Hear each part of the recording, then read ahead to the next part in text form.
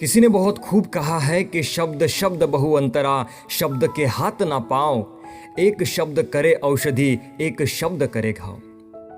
इसी से जुड़ी अंग्रेजी में कहावत है, your tongue has no bones but it is strong enough to hurt someone. आपकी जिह्वा में हड्डी नहीं होती, मगर फिर भी आपके शब्दों के जरिए ये सामने वाले को जख्मी कर सकती है। इसीलिए बोलने से पहले हमें 10 बार विचार करना चाहिए। दूसरे विश्व युद्ध के दौरान की बात है, जब यूरोपियन लोगों पर नाजी अपना कहर ढा रहे थे। ऐसे ही जर्मनी में रहने वाले एक परिवार को जिंदा जलाया गया, सिर्फ 2 बच्चों को छोड़कर। एक 13 साल की मासूम बच्ची और एक 8 साल का उसका मासूम भाई। लेकिन उन दोनों बच्चों को भी बाकी और कैदियों की तरह बंदी बनाकर रेलवे स्टेशन पर ले जाया गया। कुछ समय बाद जब वहां पर ट्रेन आई तो एक भगदड़ सी मच गई और ट्रेन के अंदर घुसने के लिए लोग धक्का बुक्की करने लगे। और इसी बीच में उस छोटे से बच्चे ने अपने पांव के जूते खो दिए।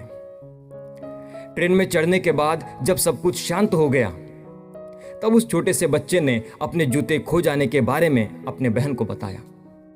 अब जो बहन पहले से ही अपने माँ बाप के खो जाने के गम में डूबी हुई थी, अपने भाई की बेतुकी बात सुनकर झल्ला उठी। उसने अपनी सारी बेचैनी, सारा गुस्सा उस पर डाल दिया।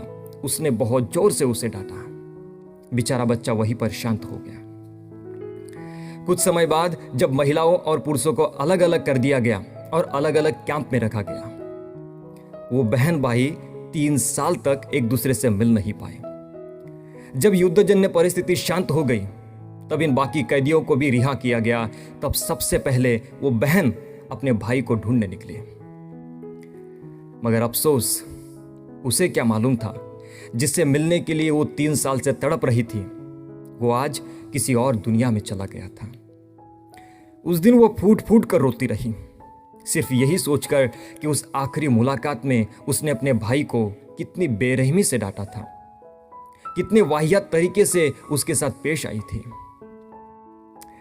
कुछ समय बाद जब जीवित लोगों के अनुभव साझा किए गए, तब उस लड़की ने कहा कि उस दिन मैंने एक निर्णय कर लिया कि अपने जीवन में कभी क्रोध को हावी नहीं होने दूंगी, कभी किसी पर गुस्सा नहीं करूंगी, जिससे भी मिलूंगी प्रेम से बात करूंगी, सिर्फ यही सोचकर कि कहीं ये उसकी मुलाकात आखिरी मुलाकात ना हो। अगर आपका भी स्वभाव गुस्सैल है, आपका स्वभाव चिड़चिड़ा है, तो एक बार जरूर सोच कर देखिए कि जिसके ऊपर आप गुस्सा हो रहे हो, अगर वो व्यक्ति कल आपके बीच ना रहे, तब आप क्या करोगे। इसलिए जिससे भी मिले प्रेम से बात करिए, क्रोध को एक सीमित दायरे में रखें। जिंदगी बहुत आसान है। मैं जीत विदा लेता हूं आपसे, फिर मुलाकात होगी इसी चैनल पर।